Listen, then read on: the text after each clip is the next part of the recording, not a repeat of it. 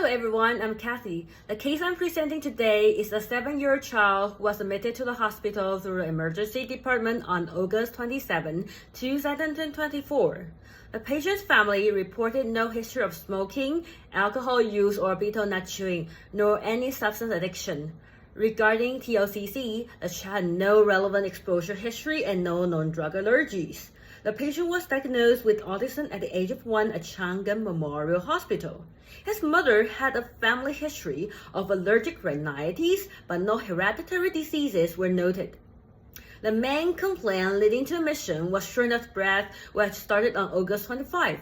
And on August 26, the child's family brought him to the emergency department due to persistent shortness of breath. Additional symptoms include a cough that had begun 4 days earlier, allergic rhinitis, nasal congestion, poor appetite, nighttime coughing, and diarrhea. In the emergency department, the patient had an elevated temperature, heart rate, and blood pressure, and all of these data are above normal ranges.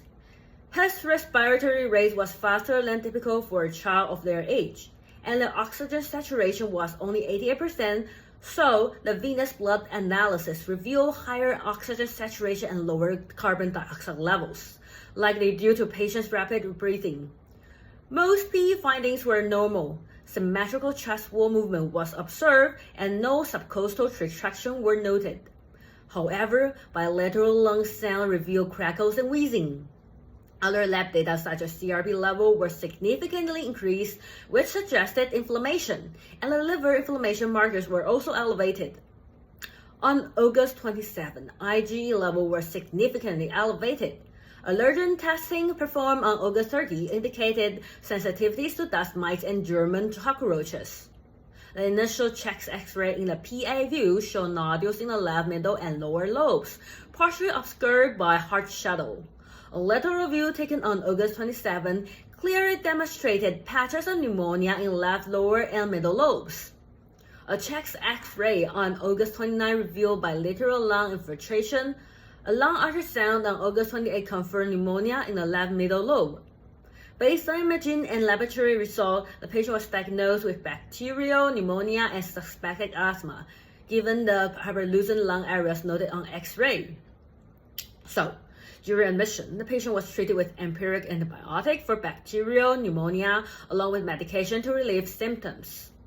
Due to persistent shortness of breath and low oxygen saturation, corticosteroids and SABA were used. The patient also received supplemental oxygen via a nasal cannula. Let's list his clinical course during admission. On day 1, August 27, the patient presented with difficulty breathing, poor appetite, and nasal congestion. A chest X-ray confirmed left-sided bronchopneumonia, and elevated IgE level were identified. On day 2, August 28, lung ultrasound showed pleural involvement in the left lung. Nighttime coughing improved and fever peaks subsided after August 28, suggesting clinical improvement. On day 3, August 29, a patient was uncooperative with oxygen therapy, leading to fluctuating oxygen saturation levels, occasionally dropping below 95%. A repeat chest X-ray showed increased bilateral lung infiltration. On day 4, August 30, tachypnea and fever subsided with ongoing treatment. The patient's appetite and energy levels improved, though productive coughing persisted. A repeat cardiac and lung ultrasound showed improvement in pneumonia patches.